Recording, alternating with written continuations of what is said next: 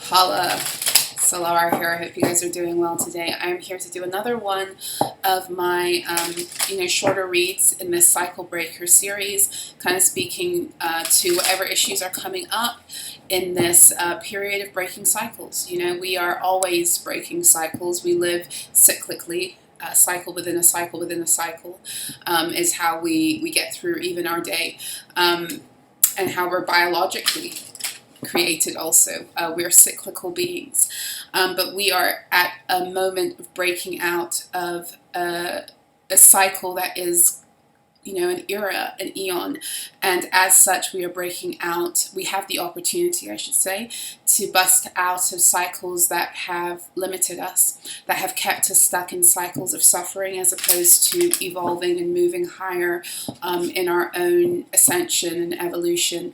And so we are at a pivotal moment right now in terms of the collective energies and what is available. And every year this time, as the sun enters into Virgo, it already is a time of reassessing the mental and the emotional programs that we're pledging allegiance to, and what that is going to be birthing for us in the next cycle, in the next chapter. So for those of you who hang out with me over on Substack, I went deep into that today because there's a lot of heaviness that I'm feeling in the collective energy, which is to be expected.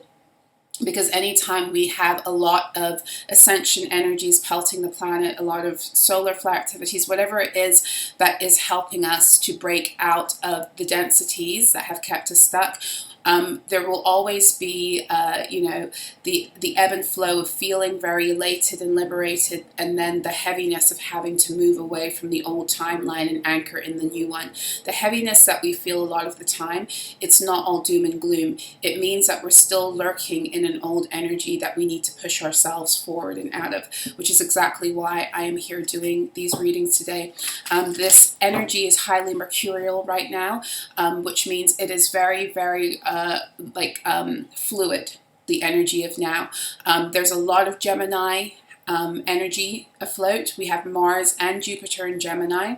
We have the sun in Virgo. We have Mercury retrograding. We're coming out of a window where the full moon in Aquarius was expressing itself through a Gemini degree, and then we're moving towards the new moon in Virgo. Very heavy mercurial energy. Whenever you're dealing with mercurial energy, you have the substance and the stuff of creation. That is the Magician card in the tarot.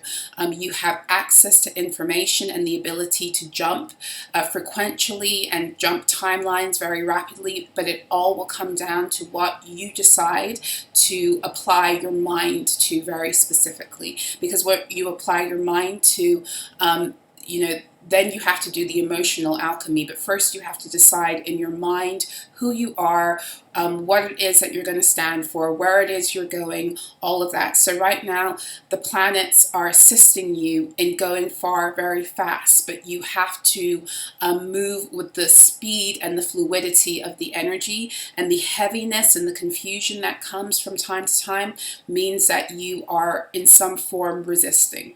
Okay, we're in some kind of form of resistance when we feel the heaviness. Okay, and that's not a terrible thing. It just shows you where you are.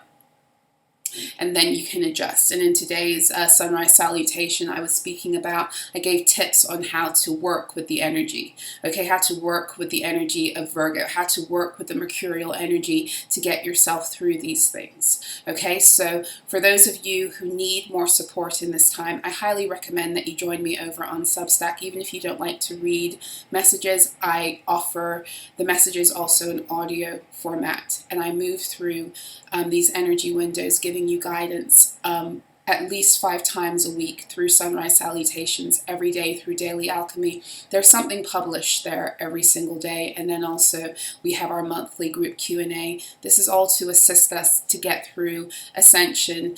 It gives me the opportunity to write. I love to write, but also it is day-to-day guidance for what it is that you're going through. Okay, so I love doing these videos here on YouTube, but I'm not going to probably be able to do this in the long term, because it as my homeschooling, unschooling schedule begins again. I won't be able to be as active in the creation of videos, but I'm very active on Substack because it's oftentimes easier for me to write. We'll see how it goes. We'll see if I'm able to get on here a little bit more often again, but either way, please consider joining me on Substack. It's also another way you can support my work if you are down for that. Okay, so welcome if you're visiting for the first time. Welcome if you are a returning listener, viewer, subscriber. Welcome if you've been here from the beginning. Welcome if you've joined somewhere along the way. I'm very happy to have you here. I'm not for everyone. If you don't vibe with me, you don't like me for whatever reason, you know, that's cool. You can keep it moving and find someone that you are vibing with. It's important that you do. It's important that we all get in where we fit in right now, because when we choose to be around people that we actually like and support and that we want to see rise, we are actually doing that for self also.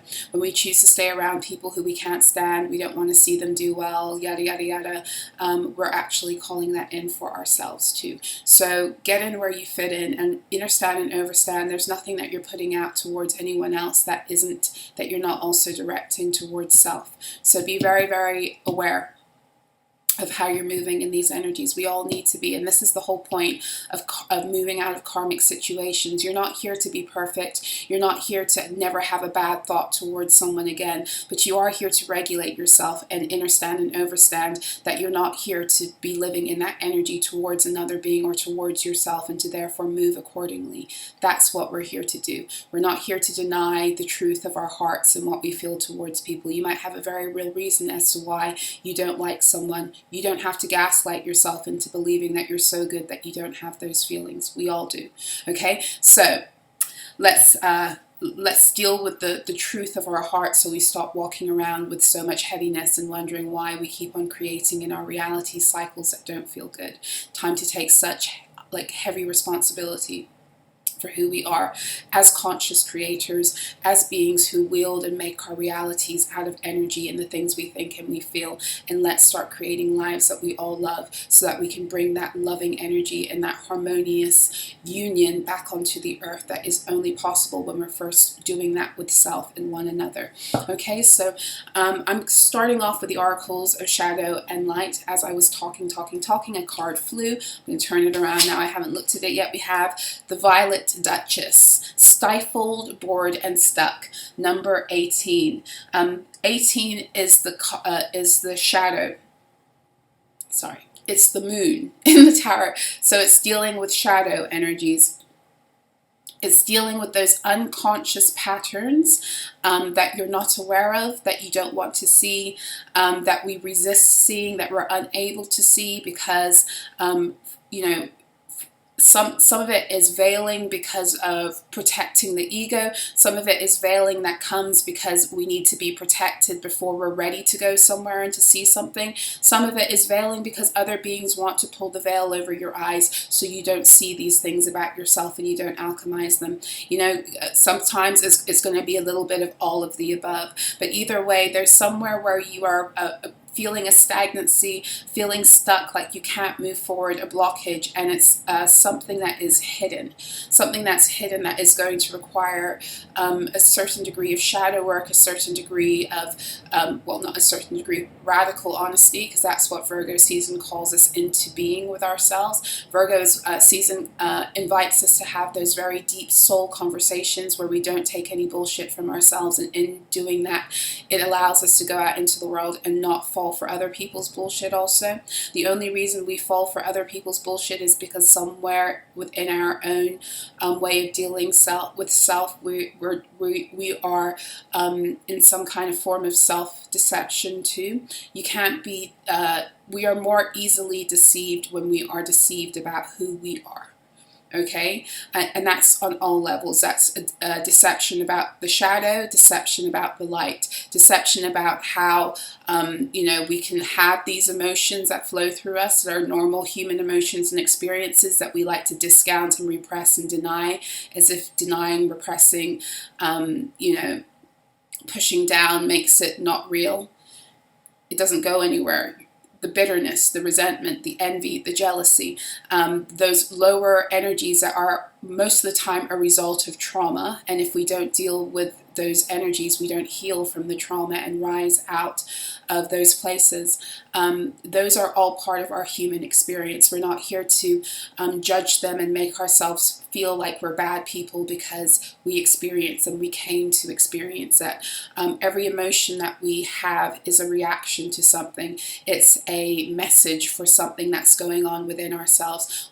Someone broke it down beautifully in the comments section the other day. When you envy someone, it shows you where you're lacking. It shows you where you're believing lack stories about yourself, or someone's trying to project a story of lack onto you, because that's what the envy templates of the false matrix were designed to do. They were designed to constantly have beings flaunt in front of your face their perfect life, which wasn't really perfect, to make you feel bad about yourself, to get you to be envious and to get you to consume. So it's that envy energy is very potent, it's very sneaky, it's very subtle in the way it presents itself. And sometimes when you think you're actually envious of someone, it's a projection, it's a spell that's been placed on you.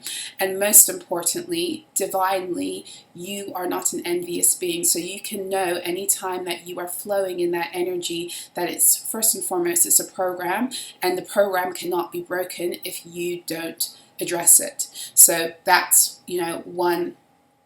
one energy. When envy rises, it shows you where you are in a lack consciousness or mindset. Not to judge you, but so you can adjust, because when you are holding lack consciousness energies, then you are producing lack states in your reality, and you don't want to produce lack states. So the envy comes to show you, Nino, lack consciousness energy in your fields, clear it out, deal with it, deal with the fact that that is an intruding energy, an intruding program. Someone's trying to project something, or you're believing something about yourself that's not true. Either way, get to the bottom of it. Don't renounce it. Don't pretend it's not there. Don't pretend it could never be you. You're happy for everyone.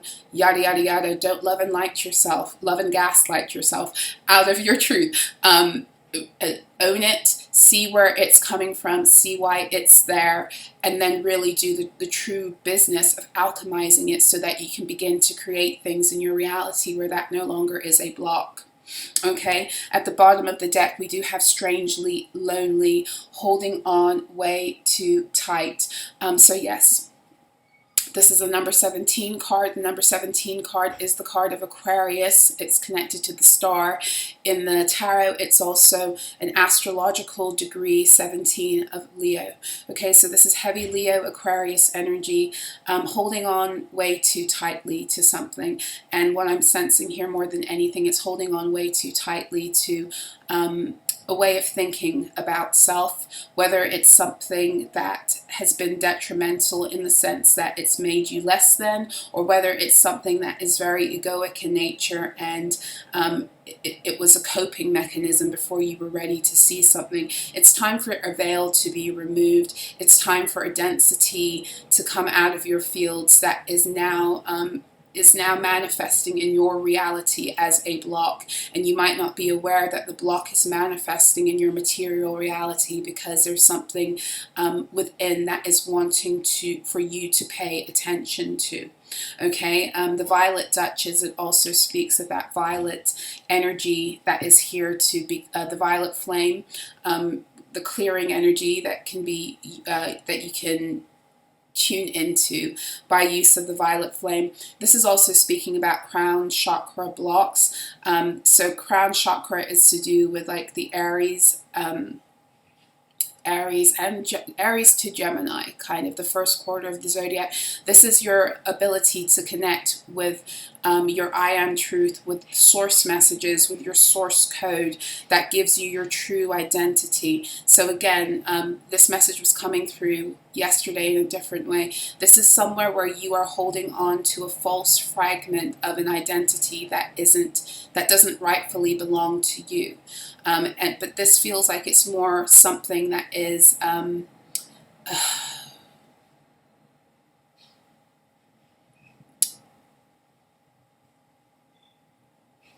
let's just say it's something that you're holding on to and believing about yourself that might have served the purpose of kind of boosting your ego. Okay, and we all need, your ego is not a bad thing. Your ego is not something you need to kill. I don't believe in ego death. I believe in ego regulation. Everything that's a part of you has a purpose. Your ego is there as a protector, much like your shadow. It's a part of your shadow. But there are ways that we play with our own ego, and when we do that, it locks us out of our divinity. And we can use our ego to create scenarios and narratives around ourselves in order to deny the truth, because we're not ready to face it. We can't face it. But this reading is showing me, whoever this is for, you're ready to see this part of yourself. You're ready to embrace this part of yourself. You might not have been ready to do it before. For some of you, this is also a protective mechanism. This was something that had to occur because of the trauma you went through. And it's something that you tuned into in order to get through life. And that's fine. There's no judgment there. We all did that in different ways. But now it's time to let it go, because it's becoming detrimental to your moving higher. It's time for you to go higher. Okay, it's time for you to go further.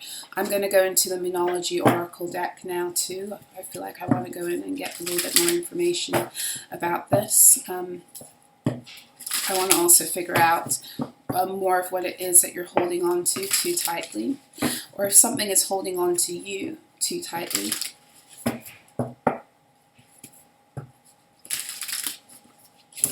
This is also, for some of you, this has to do with your beliefs around ancestry, and even your beliefs around certain traditions that you've been taught spiritually. This isn't for everyone, but for example, do I want to go into this message right now? This is like a longer message. I'm going to try to keep it succinct, even if I'm going to go into this. People who are very caught up on ancestry, where they're from on the earth planes. These are important things to know, yes, but these things can get you very caught and caged in an identity that is just a very small factor and part of who you are in the grand scheme of things, especially cosmologically speaking. People who get very caught up in ancestry in terms of honoring family bloodlines. Your ancestry, for some of you, is so much greater than the people who came before you in your family. If you are a primordial being, your true ancestors are the rocks, the minerals, the ocean, the sky, you know, fire, the air. Those are like your true ancestors. And when you get too tied up in being true to a bloodline or to a family or to a lineage, right, an earthly lineage, it can actually shut you out of going higher, because you're more than that.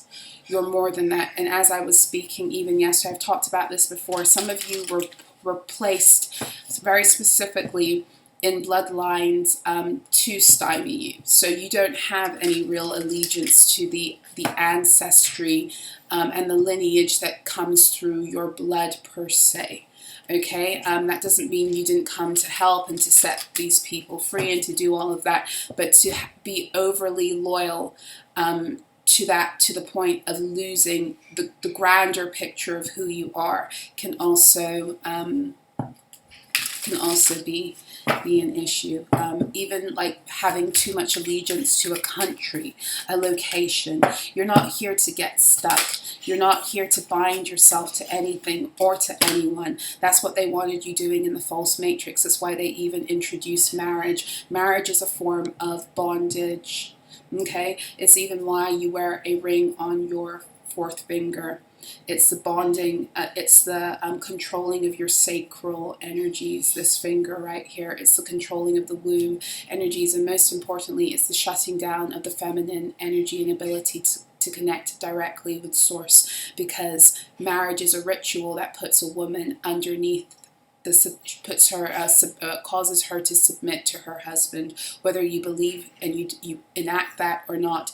Marriage as an institution is designed to put a woman under a man, energetically speaking. Okay, and the way we see that played out is by a woman taking the man's name. Why is that? Because women, as women biologically on this planet, are the representation physically of feminine energy. Feminine energy is how we flow.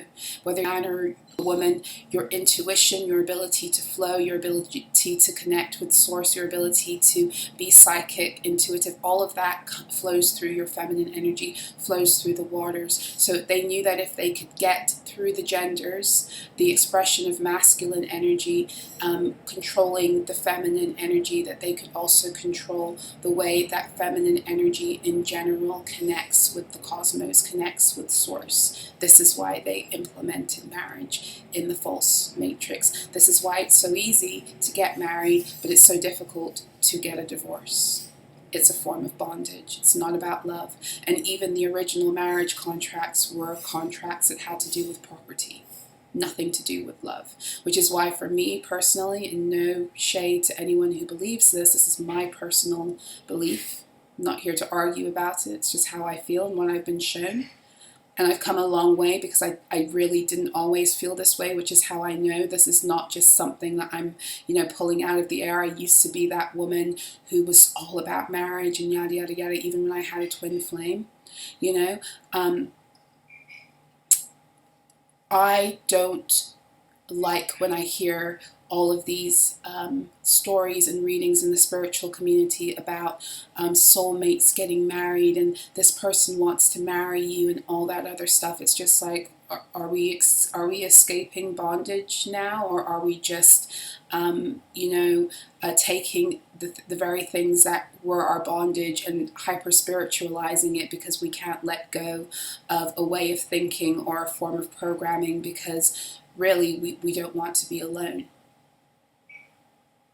Strangely lonely. Maybe this is you.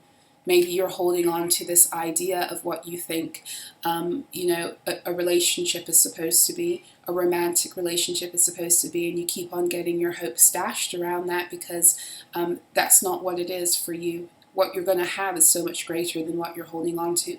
It always is. That's the beautiful thing about when you're walking in alignment with the truth of what the universe wants for you, 1433. Some of you are masters. You're not here to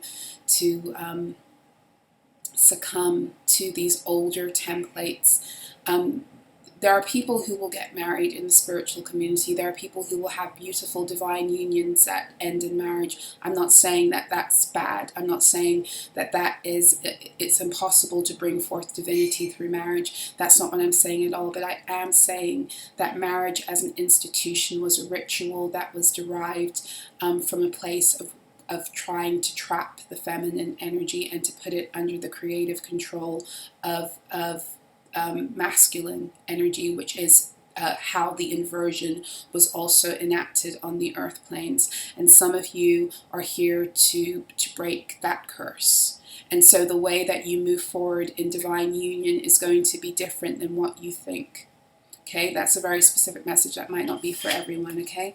We have full moon in Aries, a fiery climax approaches. So the next full moon we have is in Pisces, and that's happening mid-September. So the Aries full moon is probably going to be mid-October. The Aries full moon is always crunk. I'm writing the daily alchemy around this energy right now. I'm doing the October daily alchemy right now, and this energy is very much a lot of endings are coming through the Aries full moon as I'm, writing through the month of October is when I'm seeing a lot of asserting of power, especially in dynamics that have tried to put us subtly in forms of bondage and disempowerment. A lot of the choice to break out of that through this Aries season, so it's not surprising. And then at the bottom of the deck we do have the new moon in Taurus. Prosperity lies ahead, so Aries and Taurus energy. For some of you, this literally, you've been wondering why you cannot prosper on the earth planes. You've been wondering why you can't move forward and and anchor in an abundant life, and it's partly because you are consistently wanting to give away your power to something that's not for you, and actually opens you up to lower timelines. This is also showing me with the new moon in Taurus that something of significance, either I feel more like this is coming through in the new moon in Taurus next year, but even this most recent Taurus season might have been significant. So far on the board we have Aries and Libra energy, because this is Libra season, the full moon in Aries. We've got Taurus energy with the new moon in Taurus. Understand and overstand that Aries and Libra also always will deal with alchemizing the ways that we give away our power. Libra is about the balancing of the scales in a more obvious way when it comes to how we deal with others. But Aries is about balancing those scales within self so that we get our true sovereignty back. And when you get your true sovereignty back, the zodiac wheel, the first sign of the zodiac is Aries, that connects you with that true sovereignty. And I mentioned the Aries, Taurus, Gemini energy at the beginning of this reading because I was talking about crown blockages and inability to properly stream in the fullness of messages or what it is you need to connect to your divine identity and your I am truth. Because when you are locked in to who you are truly divinely and what it is you came here to do, then what happens, your Taurus field naturally adjusts, your Taurus energy naturally adjusts, and your Taurus energy is what connects you to your resources, your gifts, all the things that you have to bring onto the earth planes to prosper yourself and to prosper the earth too. So you access it through Taurus, you multiply it, and you share it through Scorpio, and it becomes collective resources, right? Let's go into the tarot.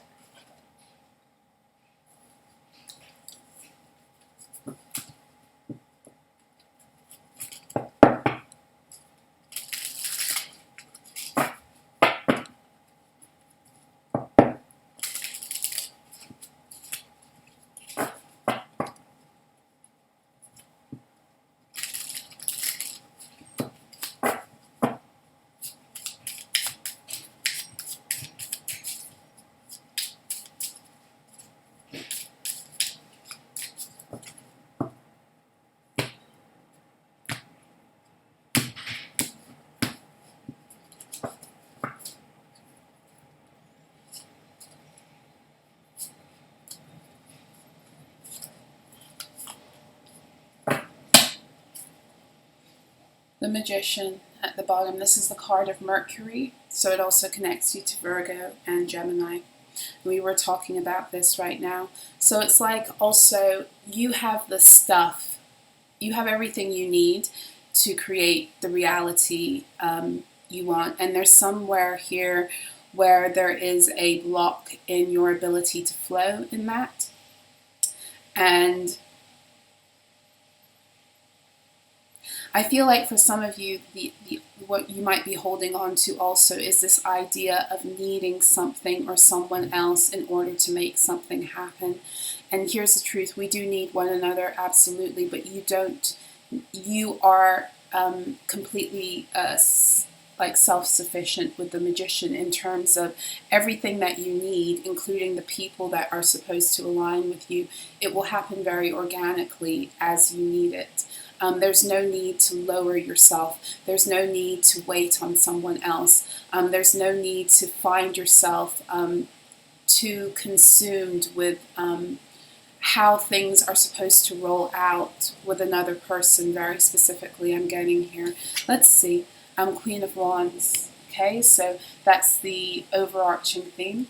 The Queen of Wands is magnetic as fuck. Okay, so the Queen of Wands is the queen in the tarot that connects us to fire, that connects us to our primordial God codes, that helps us to pull that in with ease. The Queen of Wands is also deeply magical in that sense. She knows she's very connected to the magic of the universe. She knows how to she's very aware of how energy works and how to magnetize things towards her. And it's like you are being called to tune into that more. So this is all about your divine feminine magnetism and how you're blocking yourself in some ways through some kind of masculine energy is blocking you from fully being magnetic. And understand and overstand the masculine energy, it doesn't have to be a person, although for some of you it might be.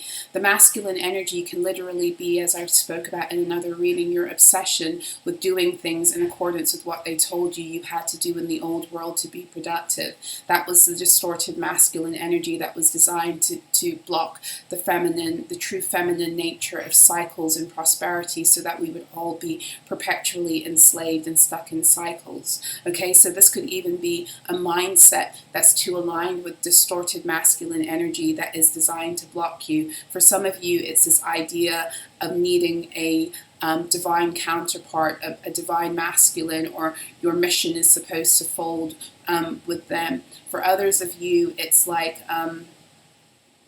it's this it's an ego block. Whether it's a fear of your power, or whether it's, well, it all would be a fear of your power, regardless as to how it is presented. So the fear of power can come through in many ways, funnily enough. The obvious way would be, oh, shrinking back, I don't want to go there, I don't think I can do it, yada, yada, yada. The less obvious way is a person who's overly confident and tries to pretend to be something that they're not, to try to cover up what it is that they are actually afraid of, which is that they lack in some way, shape, or form. Okay, but let's turn the rest of the cards over. Challenge, the King of Swords. This is all about being truthful and being ruthless. That's what it is. The King of Swords is being truthful and being ruthless, and it's about being sometimes a little bit legalistic. Also, when I mean legalistic, I mean like doing things by the book. So for some of you, this could be your downfall, is that you kind of have, you've applied your energy to a very specific way of thinking, being, and doing, and it's a very rigid way of, you've created boundaries around yourself that keep you from being able to access this mercurial energy. And you might think that this way of thinking is what brings justice, what brings balance. But if that were the case, then it would be expressing itself through your fields as that. And it feels like there's something that's very stuck right now.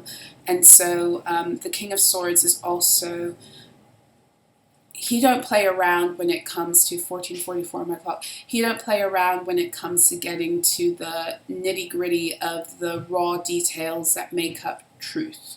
Like this is, like I said, legalistic energy. This is legalistic energy. Legalists are those people who are so concerned with the details, and it can manifest itself in very fucked up ways, especially in religion, right? But in terms of the legal profession, that's the type of person you need. You need that meticulous nature.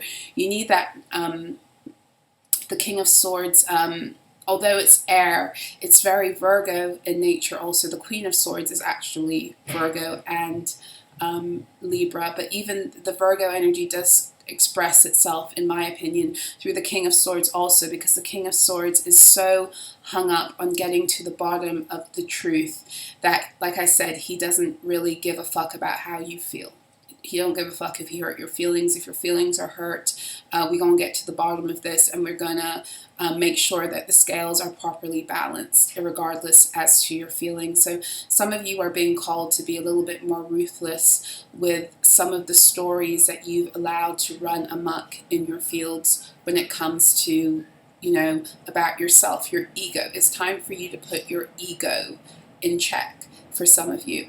And again, that ego is not always inflated. Sometimes it's deflated. Sometimes it's the lies that you believe that you can't do something, that you could never be this way, for better or for worse. And there's somewhere here where that needs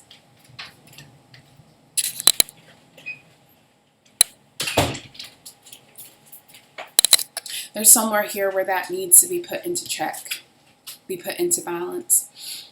What you're not seeing and you need to pay more attention to is the Eight of Swords. This is Gemini. Again, this is the same thing. This is crown blocks. This is not fully connecting with who you are divinely, your I am truth, taking on an identity that isn't altogether in alignment with who you really are, and then holding on too tightly to a way of thinking and a way of being that actually that's the cause of your stagnation, okay? The cause of the stagnation. And you're going to feel it right now a lot more in these energies because we are in highly mercurial energy, and the highly mercurial energy is here to shift your mindset into truth. It is here to shift your mindset into something higher for as long as you allow it. When you fight against mercurial energy, it will make you feel confused. It will make, when you fight against the flow of any energy, it will cause resistance in your fields that makes you uncomfortable. But when you fight against energies that are here to expand you in the mind, expand you in the heart, you really are going to hurt your own feelings and hurt your own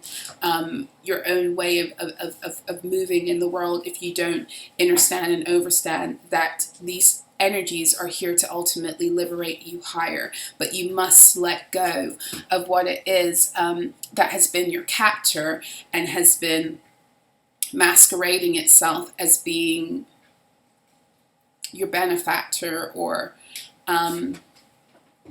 your help. Okay, a lot of things in the false matrix that we were taught were our help. Our benefactors were the very things that were handling us. And you can take this as it resonates, it's people, but it's also, again, the things that we believe are helpful for our development, mentally and emotionally speaking, are actually the very things that can get us stuck into another level of a false matrix program that appears to be it appears to be more expansive than what we're leaving behind, but it's still a program. It's still a false matrix program.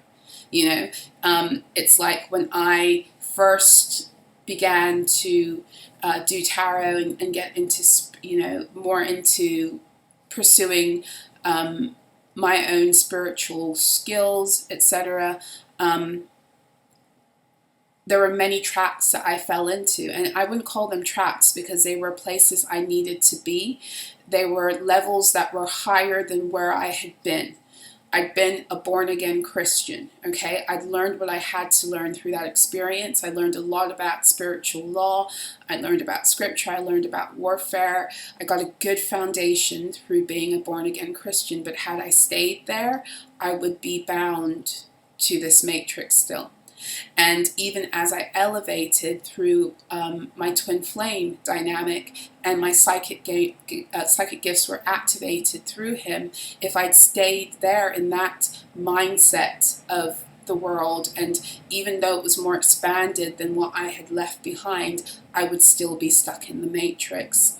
And this is speaking about a layer of something you've entered into that still has a lot of false matrix spiritual programming, that it's time for you to see it for what it is and to let go, because your own soul is resisting it. And because your own soul is resisting it and knows that you need and deserve more, this is why you're uncomfortable. This is why things are manifesting in your reality that feel chaotic or confusing, and you can't really get why. It's nothing that you're doing wrong, and even if it's coming from other beings, it's what a very good friend of mine, who a friend and a client, she calls them attactivations, right?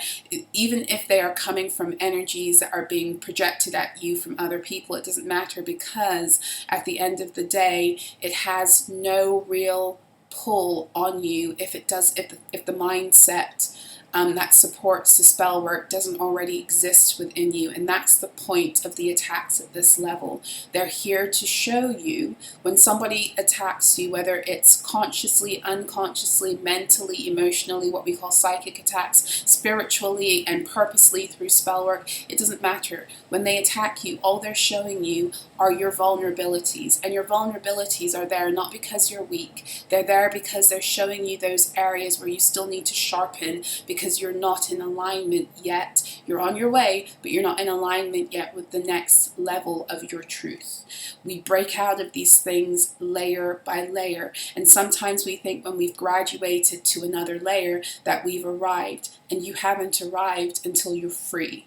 Okay, and none of us are fully free, and I can tell you that none of us are fully free because we should be flying. Some of us should be demonstrating how we fly and teleport at this point. You know, because that's what we're able to do.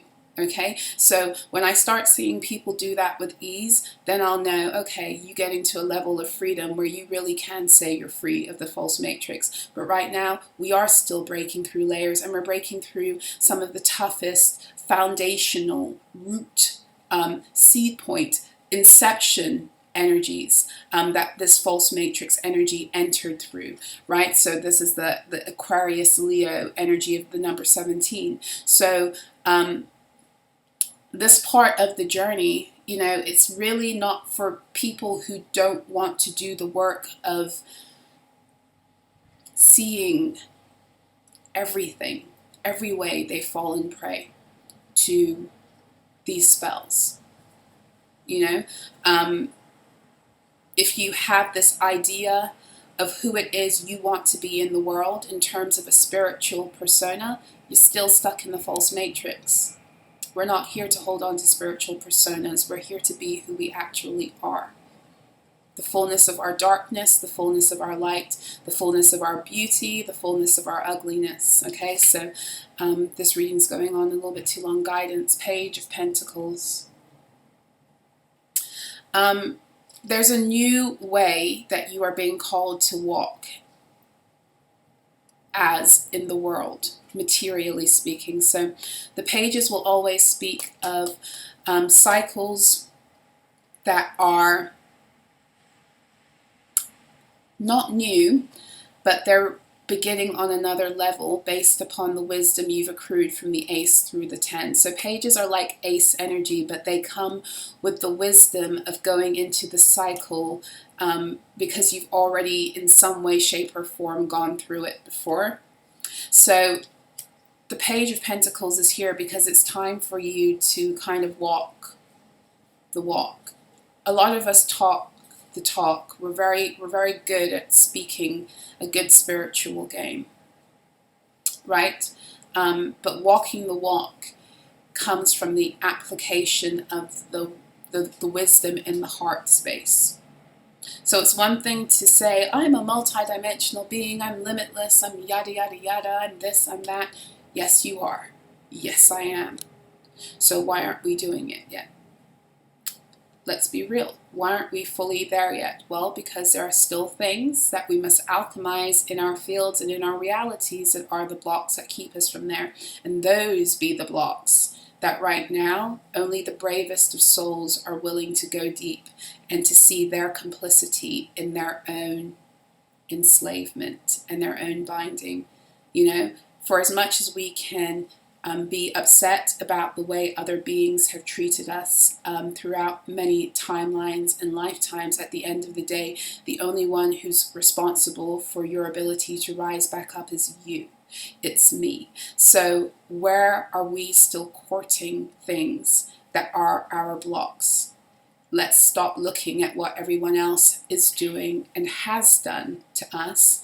And that doesn't mean we completely close the door to what it is they're doing, because they are active and they'll continue to be active. In all frankness, people who don't know how to alchemize their own emotions will continue projecting and projectile vomiting them onto other people. People who don't know how to properly wield their power without disempowering others and trying to make them small to make themselves appear bigger, they will continue doing that stuff because they have chosen that path.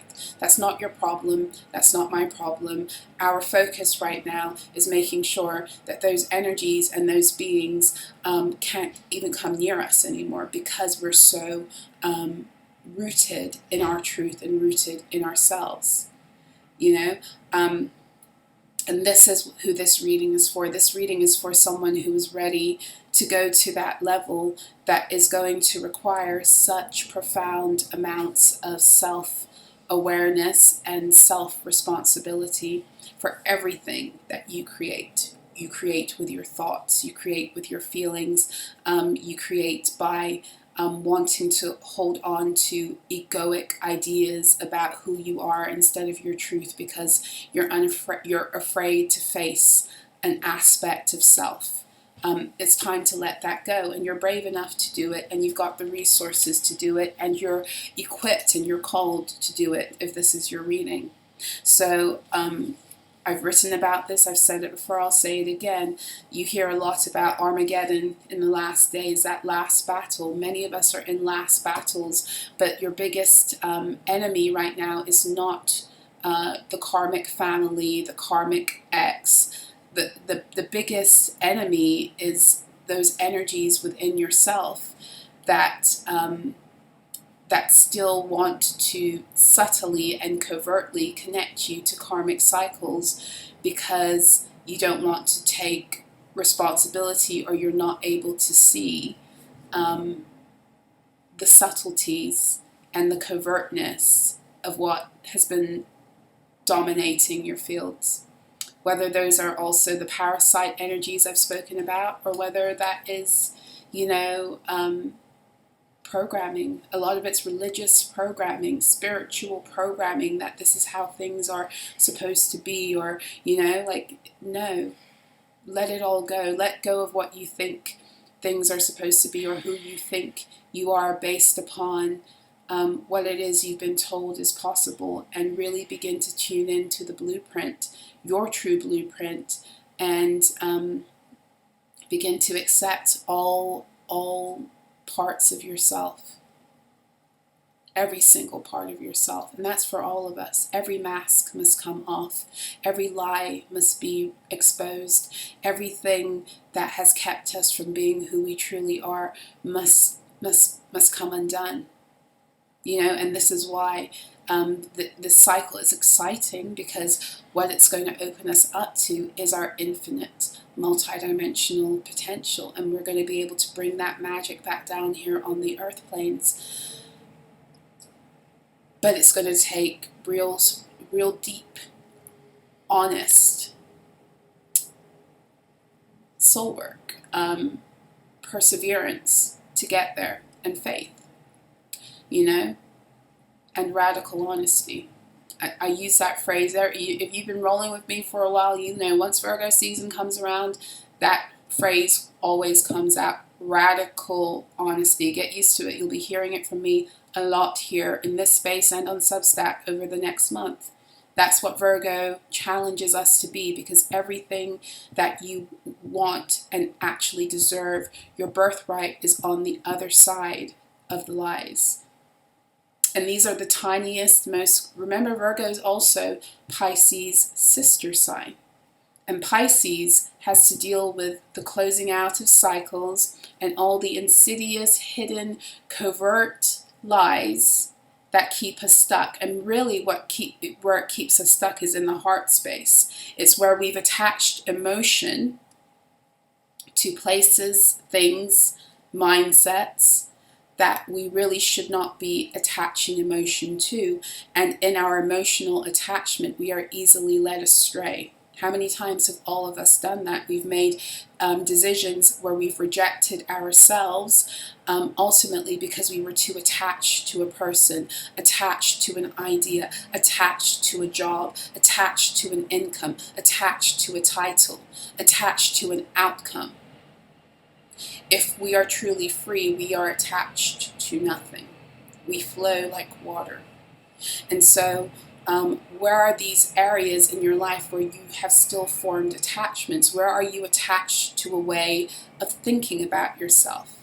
Where are you attached to a story of how things are supposed to turn out for you? Where are your attachments? Because where you are attached, you will find that is the area where you will compromise your divinity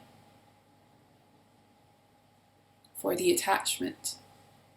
And the attachment is what will keep you in a cycle that is not in alignment with who you are. And it might not be a terrible cycle depending on where you are, to be completely honest, but it's still not going to feel good. It's going to be one of those situations where everyone's going to look at you and be like, oh wow, they have it made, they must be so happy, look at what they have. And then deep down inside, you living in that life and you're looking around and you're just like, why do I have all of this but I don't feel complete?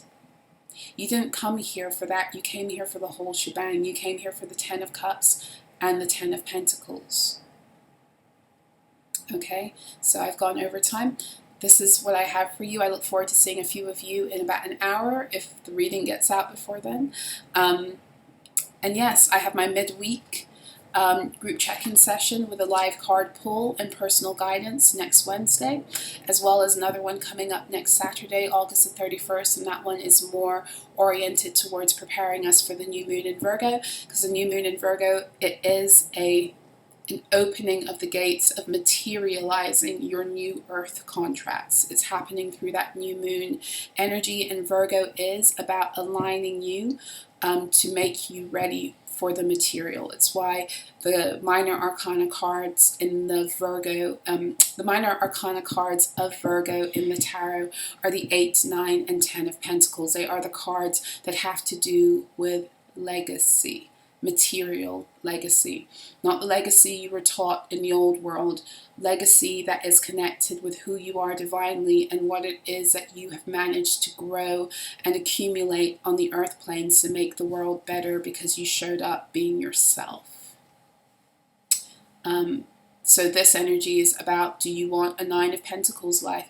Do you want a 10 of Pentacles life?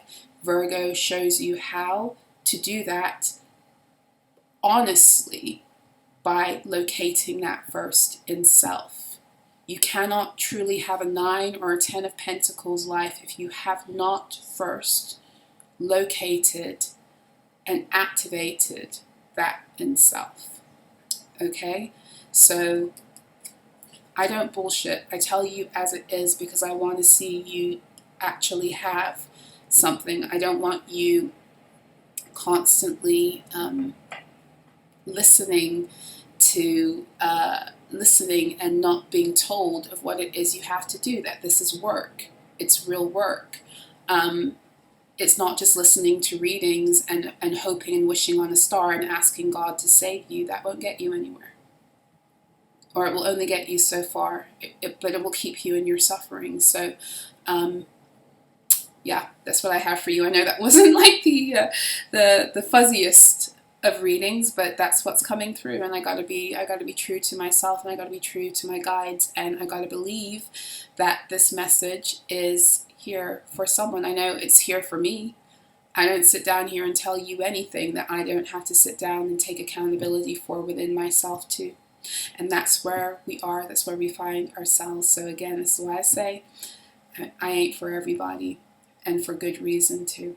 So anyway, I'm sending you so much love. If you'd like to book with me for a soul recovery session, you can do so by either emailing me, solaraspeaks@proton.me, or you can also go through my website, solara.info. If you'd like to join me over on Substack, you can do that. I'll leave the